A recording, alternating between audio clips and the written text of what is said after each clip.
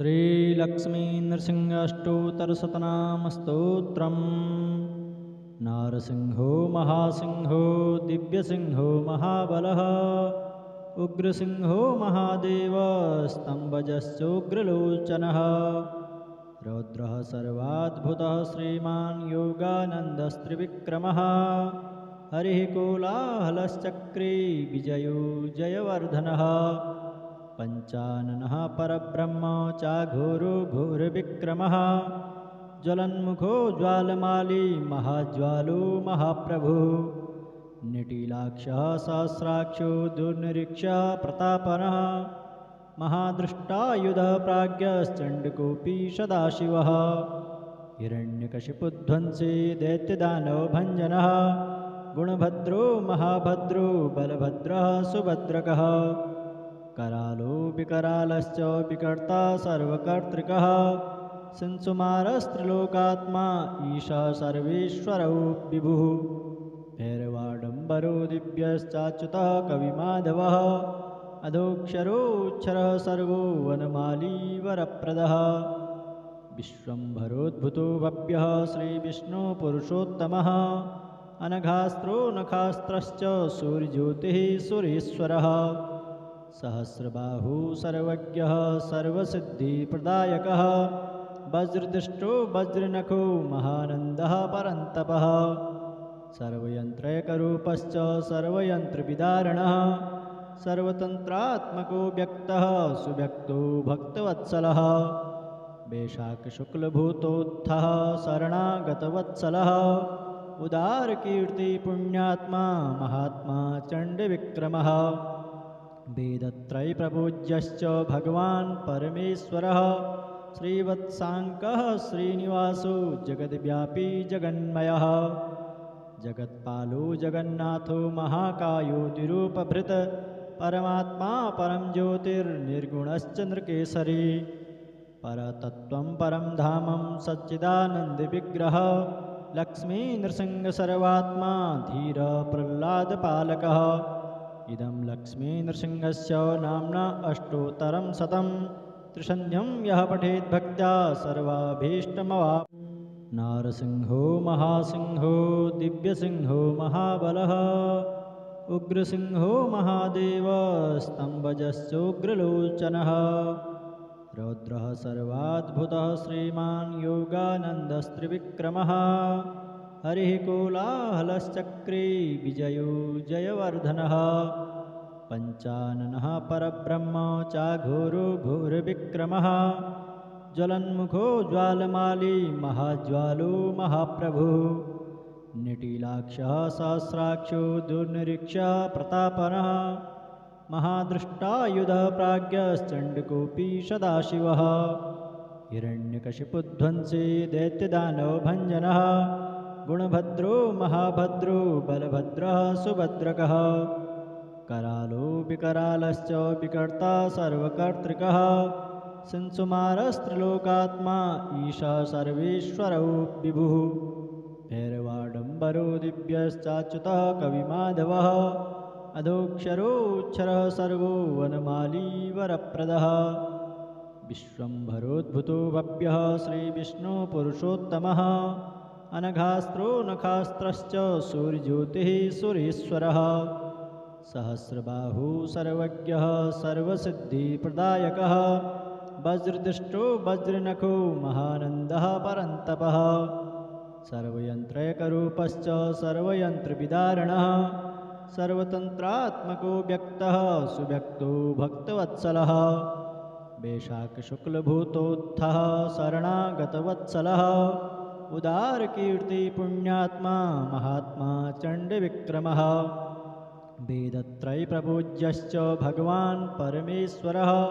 श्रीवत्साङ्कः श्रीनिवासो जगद्व्यापी जगन्मयः, जगत्पालो जगन्नाथो महाकायो तिरूपभृत्, परमात्मा परं ज्योतिर्निर्गुणश्चन्द्रकेसरी, परतत्त्वं परं धामं सच्चिदानन्दविग्रहः, लक्ष्मीनृसिंहसर्वात्मा धीर प्रह्लादपालकः, इदं लक्ष्मीनृसिंहस्य नाम्ना अष्टोत्तरं शतं, त्रिसन्ध्यं यः पठेत् भक्त्या सर्वाभीष्टमवाप्नोति। नारसिंहो महासिंहो दिव्यसिंहो महाबलः उग्रसिंहो महादेव स्तम्भजश्चोग्रलोचनः रौद्रः सर्वाद्भुतः श्रीमान् योगानन्दस्त्रिविक्रमः हरिः कोलाहलश्चक्रे विजयो जयवर्धनः पञ्चाननः परब्रह्म चाघोरो घोरविक्रमः ज्वलन्मुखो ज्वालमाली महाज्वालो महाप्रभुः निटीलाक्षः सहस्राक्षो दुर्निरीक्षः प्रतापनः महादृष्टायुधः प्राज्ञश्चण्डकोऽपि सदाशिवः हिरण्यकशिपुध्वंसी दैत्यदानवभञ्जनः गुणभद्रो महाभद्रो बलभद्रः सुभद्रकः करालो विकरालश्च विकर्ता सर्वकर्तृकः संसुमारस्त्रिलोकात्मा ईशा सर्वेश्वरो विभुः भैरवाडम्बरो दिव्यश्चाच्युतः कविमाधवः अधोक्षरोऽक्षरः सर्वो वनमाली वरप्रदः विश्वम्भरोद्भुतो भव्यः श्रीविष्णुपुरुषोत्तमः अनघास्त्रो नखास्त्रश्च सूर्यज्योतिः सुरेश्वरः सहस्रबाहु सर्वज्ञः सर्वसिद्धिप्रदायकः वज्रदृष्टो वज्रनखो महानन्दः परन्तपः सर्वयन्त्रैकरूपश्च सर्वयन्त्रविदारणः सर्वतन्त्रात्मको व्यक्तः सुव्यक्तो भक्तवत्सलः वैशाखशुक्लभूतोत्थः शरणागतवत्सलः उदारकीर्तिपुण्यात्मा महात्मा चण्डविक्रमः वेदत्रयप्रपूज्यश्च भगवान् परमेश्वरः श्रीवत्साङ्कः श्रीनिवासो जगद्व्यापी जगन्मयः जगत्पालो जगन्नाथो महाकायो तिरूपभृत परमात्मा परं ज्योतिर्निर्गुणश्च नृकेसरी परतत्त्वं परं धामं सच्चिदानन्दविग्रहः लक्ष्मीनृसिंहसर्वात्मा धीर प्रह्लादपालकः इदं लक्ष्मीनृसिंहस्य नाम्ना अष्टोत्तरं शतं त्रिसन्ध्यं यः पठेत् भक्त्या सर्वाभीष्टमवाप्नोति। नारसिंहो महासिंहो दिव्यसिंहो महाबलः उग्रसिंहो महादेव स्तम्भजश्चोग्रलोचनः रौद्रः सर्वाद्भुतः श्रीमान् योगानन्दस्त्रिविक्रमः हरिः कोलाहलश्चक्रे विजयो जयवर्धनः पञ्चाननः परब्रह्म चाघोरो घोरविक्रमः ज्वलन्मुखो ज्वालमाली महाज्वालो महाप्रभुः निटीलाक्षः सहस्राक्षो दुर्निरीक्षः प्रतापनः महादृष्टायुधः प्राज्ञश्चण्डकोऽपि सदाशिवः हिरण्यकशिपुध्वंसी दैत्यदानवभञ्जनः गुणभद्रो महाभद्रो बलभद्रः सुभद्रकः करालो विकरालश्च विकर्ता सर्वकर्तृकः संसुमारस्त्रिलोकात्मा ईशा सर्वेश्वरो विभुः भैरवाडम्बरो दिव्यश्चाच्युतः कविमाधवः अधोक्षरोऽक्षरः सर्वो वनमाली वरप्रदः विश्वम्भरोद्भुतो भव्यः श्रीविष्णुपुरुषोत्तमः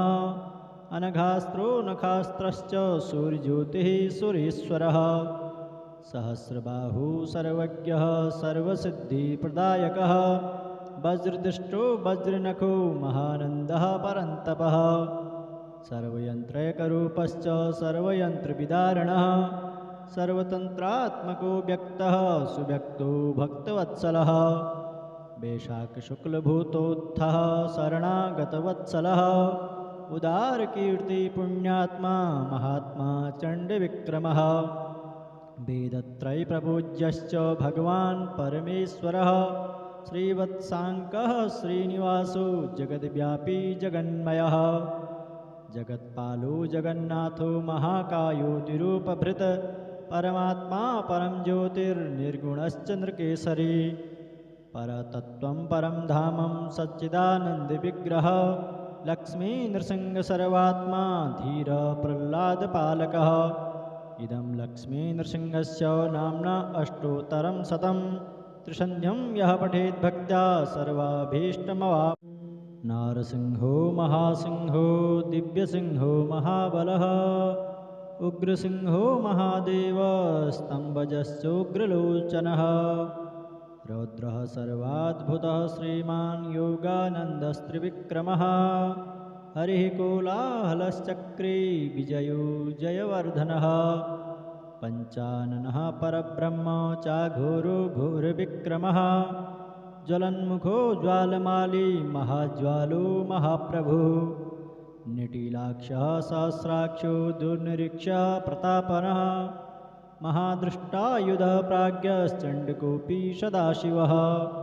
हिरण्यकशिपुध्वंसी दैत्यदानवभञ्जनः गुणभद्रो महाभद्रो बलभद्रः सुभद्रकः करालो विकरालश्च विकर्ता सर्वकर्तृकः संसुमारस्त्रिलोकात्मा ईशः सर्वेश्वरौ विभुः भैरवाडम्बरो दिव्यश्चाच्युतः कविमाधवः अधोक्षरोऽक्षरः सर्वो वनमाली वरप्रदः विश्वम्भरोद्भुतो भव्यः श्रीविष्णुपुरुषोत्तमः अनघास्त्रो नखास्त्रश्च सूर्यज्योतिः सुरेश्वरः सहस्रबाहु सर्वज्ञः सर्वसिद्धिप्रदायकः वज्रदृष्टो वज्रनखो महानन्दः परन्तपः सर्वयन्त्रैकरूपश्च सर्वयन्त्रविदारणः सर्वतन्त्रात्मको व्यक्तः सुव्यक्तो भक्तवत्सलः वैशाखशुक्लभूतोत्थः शरणागतवत्सलः उदारकीर्तिपुण्यात्मा महात्मा चण्डविक्रमः वेदत्रयप्रपूज्यश्च भगवान् परमेश्वरः श्रीवत्साङ्कः श्रीनिवासो जगद्व्यापी जगन्मयः जगत्पालो जगन्नाथो महाकायो द्विरूपभृत् परमात्मा परं ज्योतिर्निर्गुणश्चन्द्रकेसरी परतत्त्वं परं धामं सच्चिदानन्दविग्रहः लक्ष्मीनृसिंहसर्वात्मा धीरप्रह्लादपालकः इदं लक्ष्मीनृसिंहस्य नाम्ना अष्टोत्तरं शतं त्रिसन्ध्यं यः पठेत् भक्त्या सर्वाभीष्टमवाप्नोति। नारसिंहो महासिंहो दिव्यसिंहो महाबलः उग्रसिंहो महादेव स्तम्भजश्चोग्रलोचनः रौद्रः सर्वाद्भुतः श्रीमान् योगानन्दस्त्रिविक्रमः हरिः कोलाहलश्चक्रे विजयो जयवर्धनः पञ्चाननः परब्रह्म चाघोरो घोरविक्रमः ज्वलन्मुखो ज्वालमाली महाज्वालो महाप्रभुः निटीलाक्षः सहस्राक्षो दुर्निरीक्षः प्रतापनः महादृष्टायुधः प्राज्ञश्चण्डकोऽपि सदाशिवः हिरण्यकशिपुध्वंसी दैत्यदानवभञ्जनः गुणभद्रो महाभद्रो बलभद्रः सुभद्रकः करालो विकरालश्च विकर्ता सर्वकर्तृकः संसुमारस्त्रिलोकात्मा ईशः सर्वेश्वरौ विभुः भैरवाडम्बरो दिव्यश्चाच्युतः कविमाधवः अधोक्षरोऽक्षरः सर्वो वनमाली वरप्रदः विश्वम्भरोद्भुतो भव्यः श्रीविष्णुपुरुषोत्तमः अनघास्त्रो नखास्त्रश्च सूर्यज्योतिः सुरेश्वरः सहस्रबाहु सर्वज्ञः सर्वसिद्धिप्रदायकः वज्रदृष्टो वज्रनखो महानन्दः परन्तपः सर्वयन्त्रैकरूपश्च सर्वयन्त्रविदारणः सर्वतन्त्रात्मको व्यक्तः सुव्यक्तो भक्तवत्सलः वैशाखशुक्लभूतोत्थः शरणागतवत्सलः उदारकीर्तिपुण्यात्मा महात्मा चण्डविक्रमः वेदत्रयप्रपूज्यश्च भगवान् परमेश्वरः श्रीवत्साङ्कः श्रीनिवासो जगद्व्यापी जगन्मयः जगत्पालो जगन्नाथो महाकायो द्विरूपभृत् परमात्मा परं ज्योतिर्निर्गुणश्चन्द्रकेसरी परतत्त्वं परं धामं सच्चिदानन्दविग्रहः लक्ष्मीनृसिंहसर्वात्मा धीरप्रह्लादपालकः इदं लक्ष्मीनृसिंहस्य नाम्ना अष्टोत्तरं शतं त्रिसन्ध्यं यः पठेत् भक्त्या सर्वाभीष्टमवाप्नोति। नारसिंहो महासिंहो दिव्यसिंहो महाबलः उग्रसिंहो महादेव स्तम्भजश्चोग्रलोचनः रौद्रः सर्वाद्भुतः श्रीमान् योगानन्दस्त्रिविक्रमः हरिः कोलाहलश्चक्रे विजयो जयवर्धनः पञ्चाननः परब्रह्म चाघोरो घोरविक्रमः ज्वलन्मुखो ज्वालमाली महाज्वालो महाप्रभुः निटीलाक्षः सहस्राक्षो दुर्निरीक्षः प्रतापनः महादृष्टायुधः प्राज्ञश्चण्डकोऽपि सदाशिवः हिरण्यकशिपुध्वंसी दैत्यदानवभञ्जनः गुणभद्रो महाभद्रो बलभद्रः सुभद्रकः करालो विकरालश्च विकर्ता सर्वकर्तृकः संसुमारस्त्रिलोकात्मा ईशा सर्वेश्वरौ विभुः भैरवाडम्बरो दिव्यश्चाच्युतः कविमाधवः अधोक्षरोऽक्षरः सर्वो वनमाली वरप्रदः विश्वम्भरोद्भुतो भव्यः श्रीविष्णुपुरुषोत्तमः अनघास्त्रो नखास्त्रश्च सूर्यज्योतिः सुरेश्वरः सहस्रबाहु सर्वज्ञः सर्वसिद्धिप्रदायकः वज्रदृष्टो वज्रनखो महानन्दः परन्तपः सर्वयन्त्रैकरूपश्च सर्वयन्त्रविदारणः सर्वतन्त्रात्मको व्यक्तः सुव्यक्तो भक्तवत्सलः वैशाखशुक्लभूतोत्थः शरणागतवत्सलः उदारकीर्तिपुण्यात्मा महात्मा चण्डविक्रमः वेदत्रयप्रपूज्यश्च भगवान् परमेश्वरः श्रीवत्साङ्कः श्रीनिवासो जगद्व्यापी जगन्मयः जगत्पालो जगन्नाथो महाकायो तिरूपभृत परमात्मा परं ज्योतिर्निर्गुणश्चन्द्रकेसरी परतत्त्वं परं धामं सच्चिदानन्दविग्रह लक्ष्मीनृसिंहसर्वात्मा धीर प्रह्लादपालकः इदं लक्ष्मीनृसिंहस्य नाम्ना अष्टोत्तरं शतं त्रिसन्ध्यं यः पठेत् भक्त्या सर्वाभीष्टमवाप्नोति।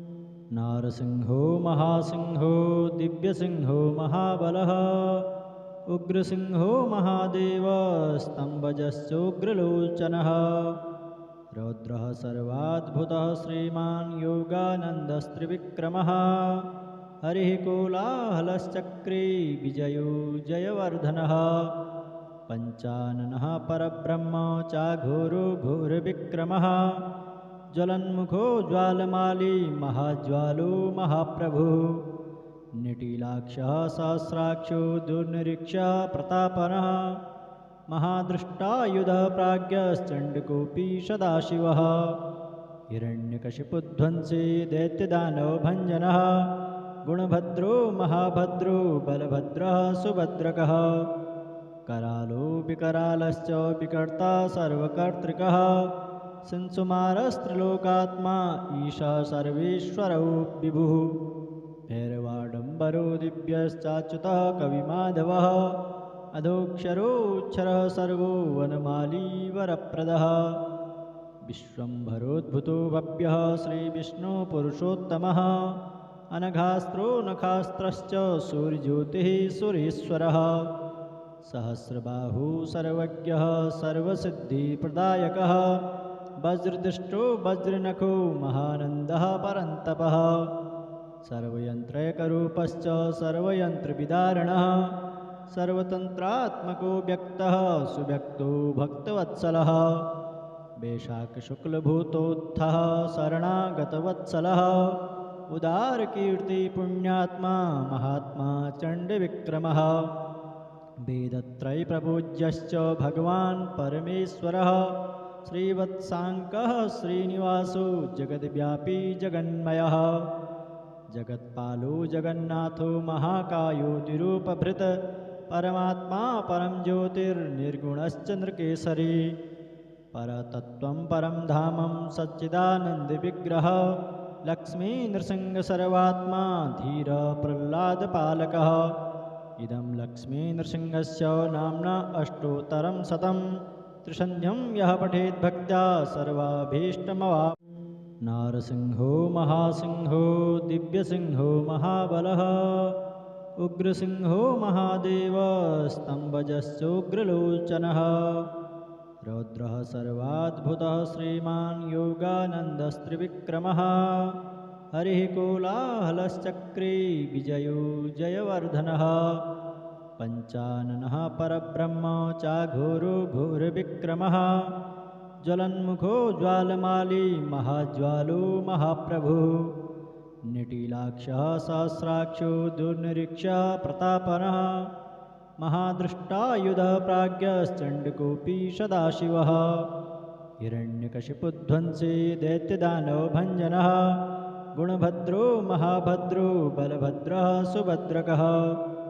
करालो विकरालश्च विकर्ता सर्वकर्तृकः संसुमारस्त्रिलोकात्मा ईशा सर्वेश्वरो विभुः भैरवाडम्बरो दिव्यश्चाच्युतः कविमाधवः अधोक्षरोऽक्षरः सर्वो वनमाली वरप्रदः विश्वम्भरोद्भुतो भव्यः श्रीविष्णुपुरुषोत्तमः अनघास्त्रो नखास्त्रश्च सूर्यज्योतिः सुरेश्वरः सहस्रबाहु सर्वज्ञः सर्वसिद्धिप्रदायकः वज्रदृष्टो वज्रनखो महानन्दः परन्तपः सर्वयन्त्रैकरूपश्च सर्वयन्त्रविदारणः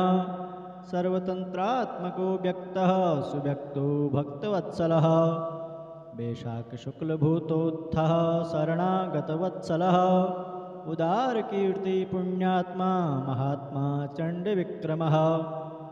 वेदत्रयप्रपूज्यश्च भगवान् परमेश्वरः श्रीवत्साङ्कः श्रीनिवासो जगद्व्यापी जगन्मयः जगत्पालो जगन्नाथो महाकायो तिरूपभृत परमात्मा परं ज्योतिर्निर्गुणश्च नृकेसरी परतत्त्वं परं धामं सच्चिदानन्दविग्रहः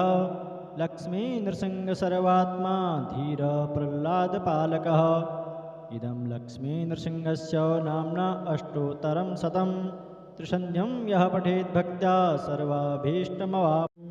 नारसिंहो महासिंहो दिव्यसिंहो महाबलः उग्रसिंहो महादेव स्तम्भजश्चोग्रलोचनः रौद्रः सर्वाद्भुतः श्रीमान् योगानन्दस्त्रिविक्रमः हरिः कोलाहलश्चक्रे विजयो जयवर्धनः